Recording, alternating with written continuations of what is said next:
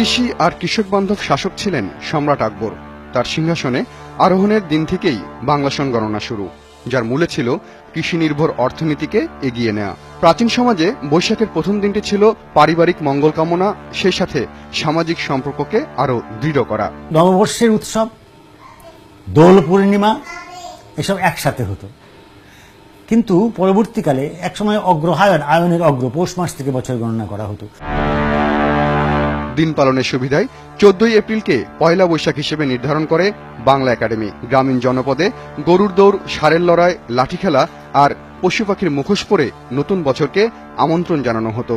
সেখান থেকে এসেছে মঙ্গল শোভাযাত্রার রেওয়াজ। হেথায় আর্য, হেথায় অনার্য, হেথায় দ্রাবিড় চীন, সখুন্দল পাঠান মোগল, এক দেহে হলো লীন। সব একসঙ্গে মিলে গেল, এটি বাঙালি জাতি। প্রাচীন বাংলা থেকে নাগরিক জীবন, শতবর্ষের এই সংস্কৃতির উপর প্রথম আঘাত পাকিস্তান আমলে।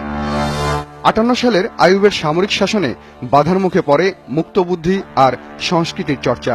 পাকিস্তান আমলে যেমন রবীন্দ্রনাথকে বর্জন করার কথা উঠেছিল, এই 60-এর দশকে এটা একটা তীব্র প্রতিবাদ ছিল। হিন্দু মুসলমানে বিভেদ তৈরি করতে পয়লা বৈশাখকে আখ্যায়িত করা হয় হিন্দুয়ানি নামে। ধর্মের নামে বাঙালিকে ভাগ করার এই চেষ্টা অব্যাহত আজও।